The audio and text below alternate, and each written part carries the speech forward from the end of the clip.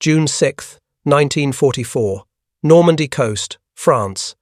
At 5:20 in the morning, Lieutenant Karl-Heinz Wolter of the 716th Infantry Division steadied his binoculars against the damp Atlantic wind. The fog that had blanketed the channel all night began to lift, revealing a sight so vast, so incomprehensible, that for a moment his brain refused to translate what his eyes saw. The sea, the endless grey expanse he had stared at for months, was gone. In its place moved a living wall of metal. From horizon to horizon, ships, thousands of them, rolled forward in slow, deliberate formation. Destroyers, landing craft, cruisers, battleships, and an entire civilization in motion. Engines roared across the surf like thunder that would never stop. Wolter lowered his binoculars, his face pale beneath the helmet's rim. "This cannot be real," he whispered. No army could build such a fleet. The radio crackled to life, confused voices, overlapping commands, reports of paratroopers inland, bombardments along the coast. The Atlantic Wall, Hitler's proud barrier, had met something it was never designed to withstand: the industrial might of a world united against him. The air itself seemed to tremble.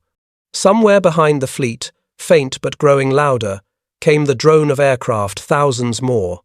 As the first shells began to arc through the sky, Lieutenant Wolter gripped the cold concrete edge of his bunker and understood. The war had just changed forever. The night before the storm, June 5, 1944, the Normandy coast lay in uneasy silence.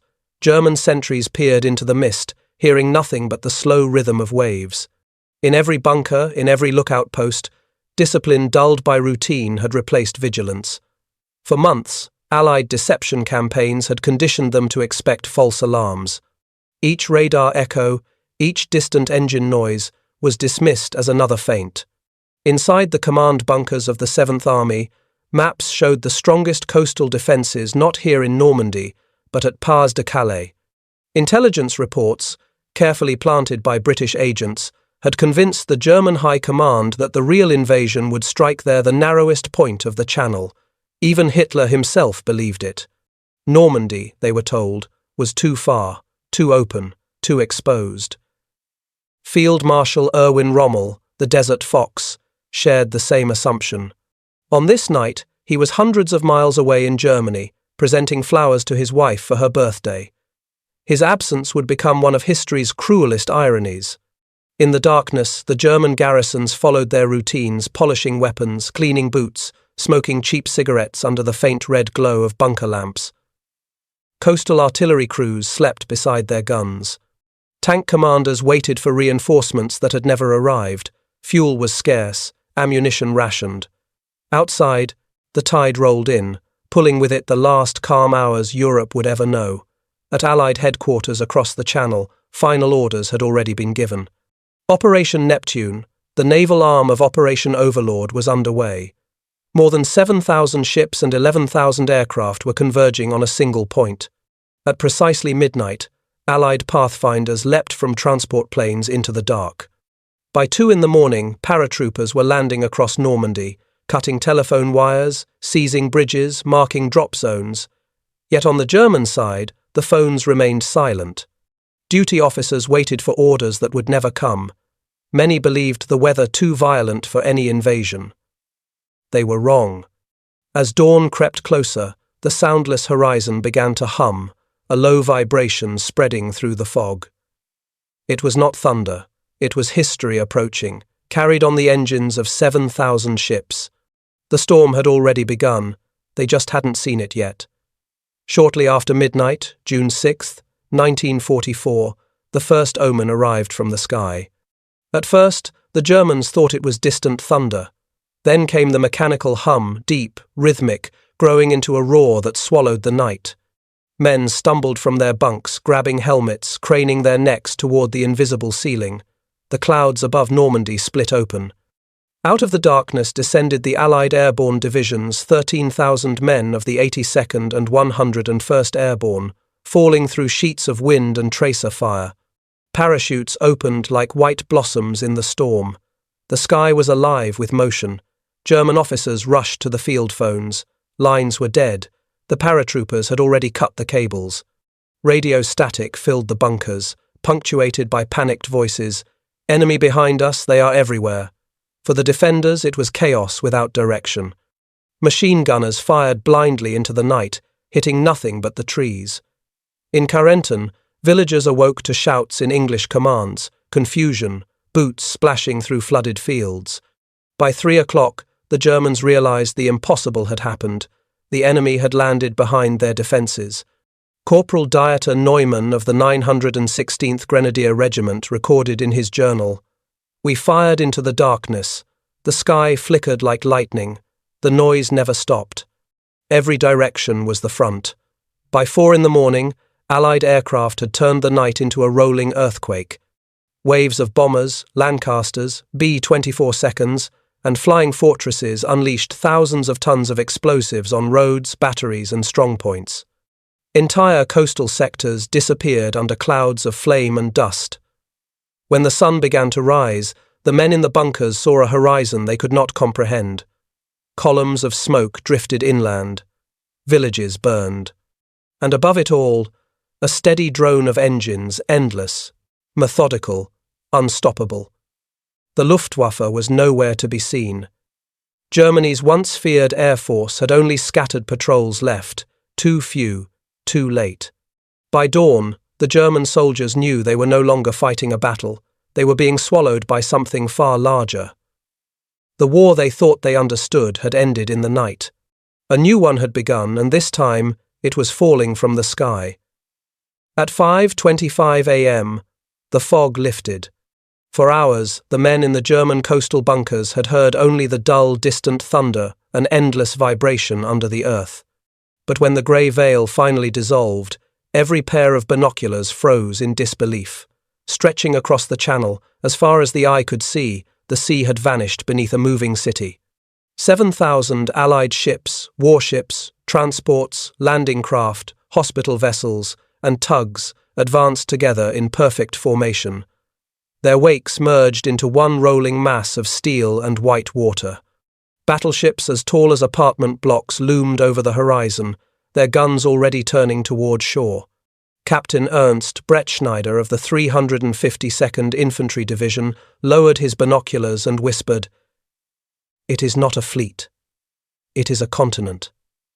The scale was inhuman. No photograph, no intelligence briefing, no rumour from occupied France had prepared them for this sight. German batteries opened fire, a few shells whistled harmlessly into the sea. Moments later, the answer came. The Allied bombardment began. From miles offshore, the fleet's guns unleashed a barrage so intense that it felt like the sky itself had cracked open. In the first minute alone, over 5,000 shells slammed into the coast.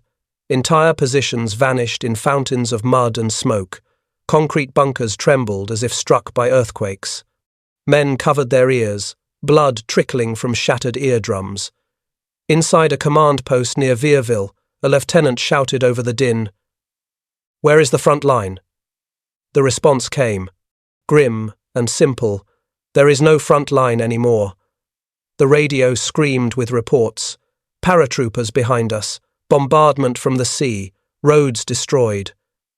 No one could piece together what was happening. Through the smoke and chaos, German observers saw the first landing craft lowering ramps.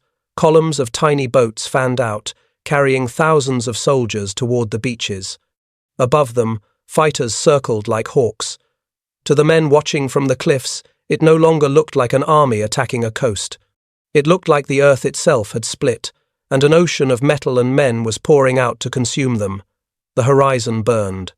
And for the first time, even the most hardened German officers began to understand the war had already been decided. At 6 a.m., the channel erupted. From the decks of battleships anchored miles offshore, the Allied guns began their orchestrated symphony of destruction. Each blast rolled across the water like thunder tearing through the sky. Fireballs leapt from the barrels of the USS Texas, HMS Rodney, and the French battleship Courbet.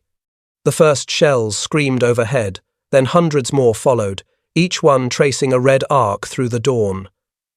Along the Normandy coast, German soldiers dove for cover as the ground convulsed.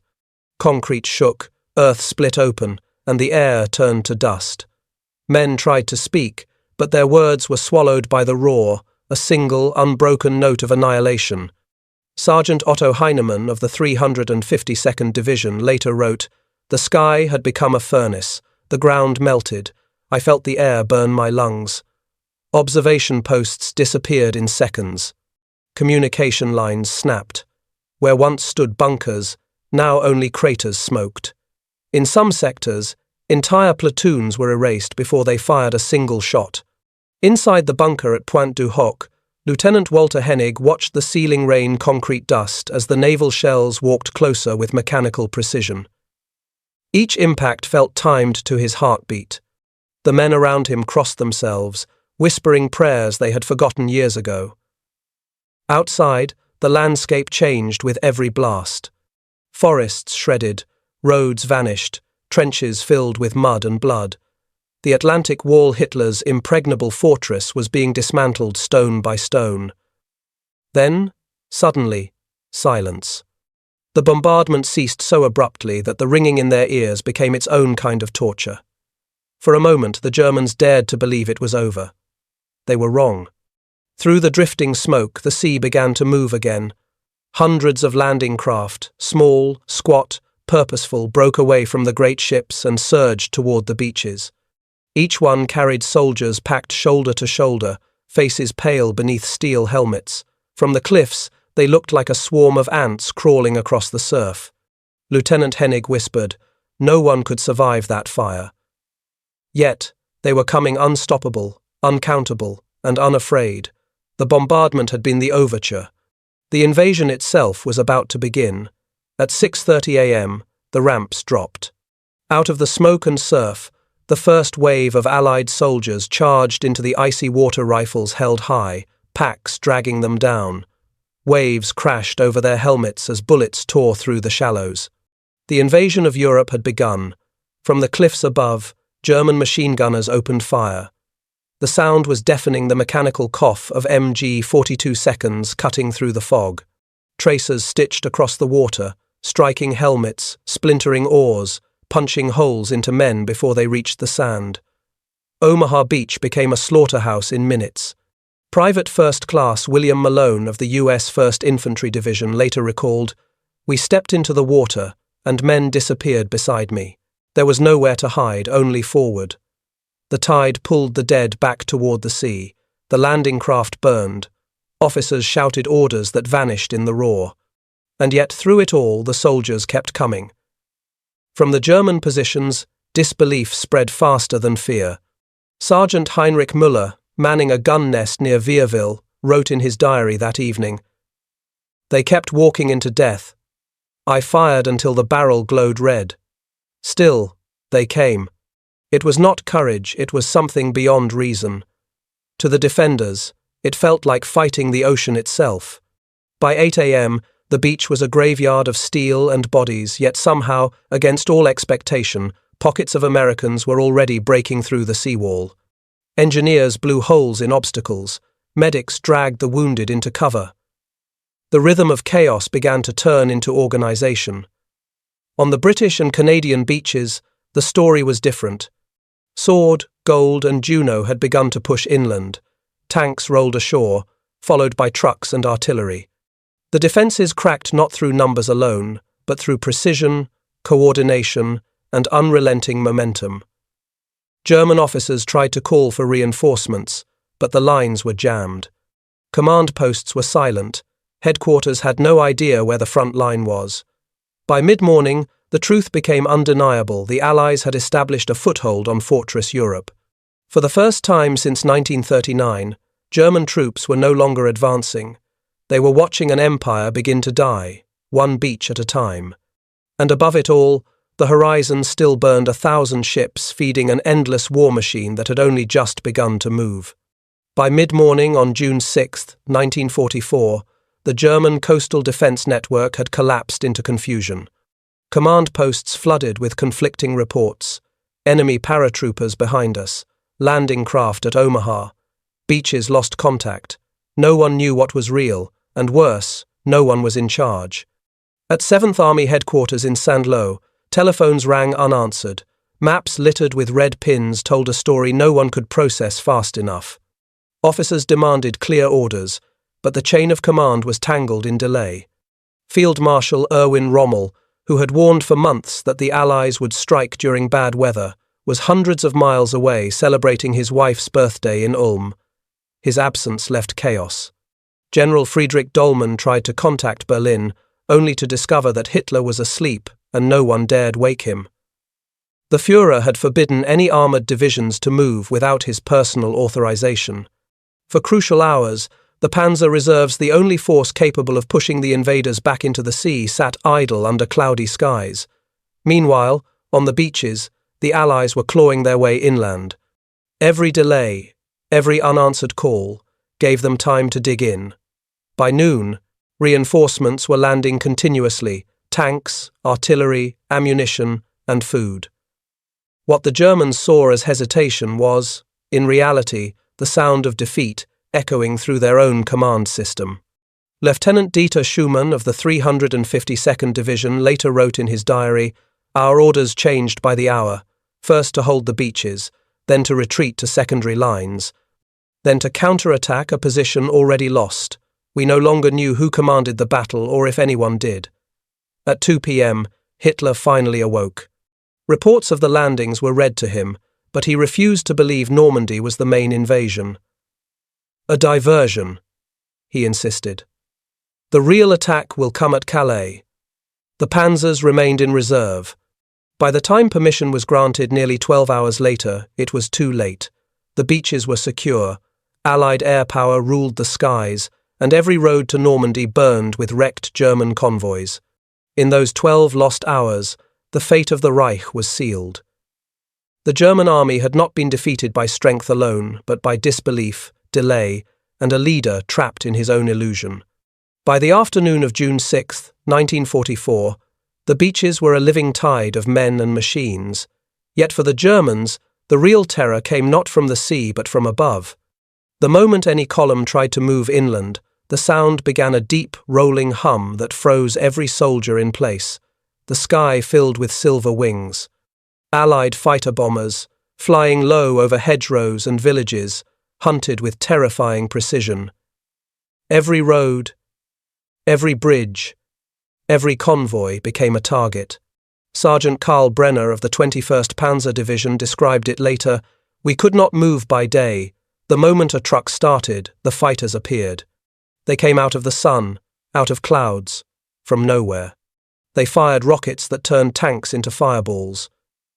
14,000 Allied sorties bombers, fighters and reconnaissance planes swept the skies over Normandy that day. Against them, the Luftwaffe could muster barely 300 aircraft across northern France, most grounded by lack of fuel or scattered in repair depots. What had once been Hitler's most fearsome weapon was now a ghost. Columns of smoke stretched across the horizon, marking where German reinforcements had tried to advance and been erased. Bridges that might have carried panzers to the beaches lay shattered across rivers. Ammunition trucks exploded in fields. The few planes that did take off were hunted down within minutes by swarms of Spitfires and Thunderbolts. At a command post near Seine, General Marx slammed his fist against a map table. "We are blind," he shouted. "We are deaf. They see everything." By nightfall, even darkness offered no safety. Allied bombers returned, guided by radar and flares dropped by pathfinders. They struck rail yards, fuel depots, and crossroads, any artery that might feed the German defence. Corporal Günther Holl, trapped in a crater near Bayeux, wrote, "Every star in the sky seemed to move. Every light was an enemy. Even the moon felt like their ally." For the first time in the war, the Germans had lost not just the air, but the illusion of control. When dawn came again, the soldiers who survived looked upward and understood a simple truth. The Reich's eagles no longer ruled the sky. The sky itself now belonged to the enemy, and with it, the future. By June 7, 1944, the beaches of Normandy had become a vast, living organism, metal, flesh, and fire moving in perfect rhythm. The Americans called it the Red Ball Express before it even had a name. an unbroken chain of trucks, tanks, bulldozers, and men flowing from ship to shore like a machine with a single heartbeat. For the Germans entrenched on the ridgelines beyond Omaha and Gold, the sight was inconceivable. Overnight, the horizon itself had changed. Tanks rolled off landing craft onto beaches that were still smoking from the previous day's bombardment. Engineers cleared mines, bulldozers flattened craters, and by morning, portable harbours, mulberries stood like steel cities rising from the sea. Lieutenant Otto Fischer, observing through binoculars near Isigny, could hardly comprehend it. In 24 hours, they built what would have taken us months. I saw ships unload trucks that unloaded tanks that carried bridges. It was not an army, it was an industry. Over 7,000 ships fed that industry, an oceanic assembly line. One vessel brought ammunition, another fuel, another food. Pipeline crews laid underwater hoses to pump fuel directly from tankers into France. Operation Pluto, the most audacious logistical project of the war. By the third day, 15,000 vehicles had landed. Within a week, it was 60,000. Ammunition dumps formed mountains. Fuel drums lined the roads like metal fences. Even the wounded were moved efficiently, with hospital ships arriving in rotation. The Germans, still expecting a secondary invasion at Pas-de-Calais, hesitated to send their reserves. Hitler slept through the crucial hours, refusing to wake until mid-morning. By the time the order came to counterattack, it was already too late. Major Karl Wendt of the 352nd Infantry Division recalled the horror in his diary. "We could not stop it. The Americans kept coming. Even our artillery could not keep pace. Destroy one truck, 3 more, replaced it before the smoke cleared." For the first time, German soldiers saw war as a manufacturing problem, and they were the ones out of production. By the end of the first week, the Atlantic Wall had not just been breached, it had been buried beneath an avalanche of steel and supply. The tide had turned and it was made of metal. From dawn until dusk, the thunder never stopped, the low, guttural roar of Allied aircraft slicing the clouds, engines vibrating through the soil itself. To German troops pinned near Saint-Lô and Caen, it felt as though the heavens had turned against them. The Luftwaffe was gone, not defeated in one battle, but erased over time, strangled by fuel shortages and relentless attrition. For every German plane that took off, 10 Allied fighters waited. They ruled the air so completely that German convoys moved only under the cover of darkness. Even then, the night was no refuge. Captain Dieter Koch of the Panzer Lehr Division wrote in his field log, "They see everything. The sound of engines above means death. You hide under trees, and still the rockets find you. We no longer fight an enemy. We can see we fight an industrial god." Overhead, the god's instruments roamed freely. P-47, Thunderbolts armed with 8 50-caliber machine guns, Typhoons carrying air-to-ground rockets, and B-26 Marauders dropping fragmentation bombs on supply routes. Roads became graveyards of metal. Columns of trucks, tanks, and horse carts burned for miles. Every destroyed bridge was replaced by Allied engineers within hours. But when the Germans tried to repair their own, bombers returned before the concrete could dry. The sky itself enforced a kind of divine order, one that favoured the factory-rich nations far across the sea. The Allies had achieved what no army in history had before: continuous, total air dominance. Each sortie was not random destruction, but part of a colossal schedule, an aerial conveyor belt feeding death with mathematical precision. General Erwin Rommel himself, visiting the front, admitted bitterly, "The enemy's mastery of the air has made every movement, even by day, an act of suicide." By mid-June, the Germans had lost not just territory but the very concept of mobility. Roads were death traps, trenches became tombs. Every open field was a target. For the men of the Wehrmacht, the invasion had ceased to be a battle. It had become a slaughter orchestrated by machines in the sky. The storm over Normandy was no longer weather. It was a punishment. The German front in Normandy was no longer held together by orders, but by fragments of denial. Soldiers spoke less of strategy and more of survival. They dug into hedgerows, trenches, and church ruins not to fight, but to hide. The scale of the Allied invasion had broken something far deeper than fortifications. It had broken faith in victory itself. Letters intercepted by Allied intelligence revealed the shift. One German corporal wrote to his fiancée in Munich. "They told us the invasion would be crushed in hours. It has been weeks, and we have seen thousands of our own destroyed. The sky belongs to them, the sea belongs to them, even the land seems to obey them." The shock wasn't only military, it was existential. Propaganda had promised German superiority, divine destiny, and technological dominance. Yet in Normandy, reality dismantled each myth. The Wehrmacht, once the pride of Europe, was now crawling through the mud, begging for the darkness that Allied spotlights denied them. The psychological warfare amplified this collapse.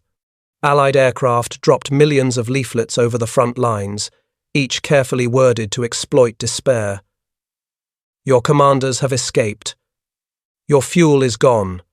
The Americans eat better than your officers." Some leaflets included photographs of endless columns of Allied tanks, piles of German POWs being fed cigarettes and soup, proof that surrender didn't mean death, but deliverance. And then came the rumors. Men whispered that their families in Germany were starving while the Americans handed chocolate to French children. The moral contrast became unbearable. Soldiers who had once fought for the fatherland now fought for the hope of capture. In Caen, a German medic wrote in his diary, "Our men are broken not by wounds, but by the knowledge that we have been deceived. We were told to die for honor, but honor does not feed you, it does not stop the rockets, and it does not hide you from the sky." By the end of June, entire units refused to counterattack. Officers reported mass surrenders. The iron discipline of the Wehrmacht, forged over years of total war, dissolved under the weight of industrial reality. The soldiers no longer looked toward Berlin for orders. They looked upward, at the endless sky filled with bombers, and understood the war was already lost. By July 1944, the Allied invasion had transformed into something beyond human comprehension, a mechanical organism of war that moved with the rhythm of industry rather than emotion. From London to Cherbourg, every bolt, every can of fuel, every loaf of bread arrived according to a schedule that seemed impossible to the men who had once trusted in German precision. German officers captured after D-Day struggled to describe what they had seen. One, Major Heinrich Krüger, said during interrogation, "It was not an army that invaded us, it was a factory that learned to walk." The numbers confirmed his awe.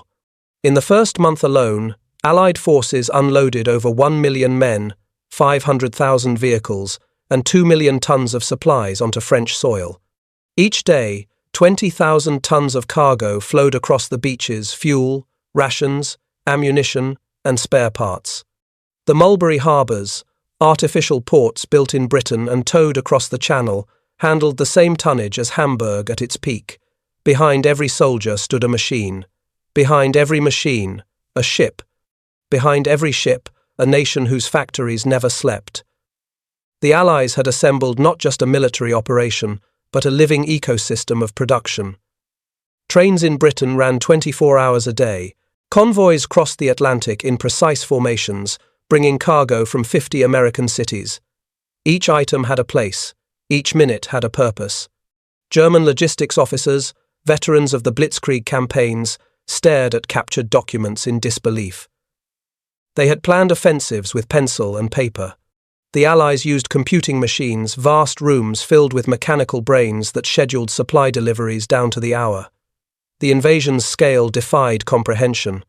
A single day's rations for the Allied army consumed 12,000 tons of food, enough to feed Berlin for a week. Allied engineers built 100 miles of pipeline under the sea to pump fuel directly from England to France. To the Germans, it was no longer a battle, it was a revelation. Their enemies had weaponized the organization itself. Every truck that rolled, every plane that flew, every crate unloaded by the sea was proof of a civilization that could turn productivity into power. The Wehrmacht had entered the war with faith in courage. The Allies had entered it with blueprints. And blueprints, it turned out, could win wars. By July 1944, the Allied invasion had transformed into something beyond human comprehension, a mechanical organism of war that moved with the rhythm of industry rather than emotion. From London to Cherbourg, every bolt, every can of fuel, every loaf of bread arrived according to a schedule that seemed impossible to the men who had once trusted in German precision. German officers captured after D-Day struggled to describe what they had seen. One, Major Heinrich Kruger, said during interrogation, "It was not an army that invaded us, it was a factory that learned to walk." The numbers confirmed his awe. In the first month alone, Allied forces unloaded over 1 million men, 500,000 vehicles, and 2 million tons of supplies onto French soil. Each day, 20,000 tons of cargo flowed across the beaches: fuel, rations, ammunition, and spare parts. The Mulberry harbours, artificial ports built in Britain and towed across the Channel, handled the same tonnage as Hamburg at its peak. Behind every soldier stood a machine. Behind every machine, a ship. Behind every ship, a nation whose factories never slept. The Allies had assembled not just a military operation, but a living ecosystem of production. Trains in Britain ran 24 hours a day. Convoys crossed the Atlantic in precise formations, bringing cargo from 50 American cities. Each item had a place. Each minute had a purpose. German logistics officers, veterans of the Blitzkrieg campaigns, stared at captured documents in disbelief. They had planned offensives with pencil and paper. The Allies used computing machines in vast rooms filled with mechanical brains that scheduled supply deliveries down to the hour. The invasion's scale defied comprehension. A single day's rations for the Allied army consumed 12,000 tons of food, enough to feed Berlin for a week. Allied engineers built 100 miles of pipeline under the sea to pump fuel directly from England to France. To the Germans, it was no longer a battle. It was a revelation.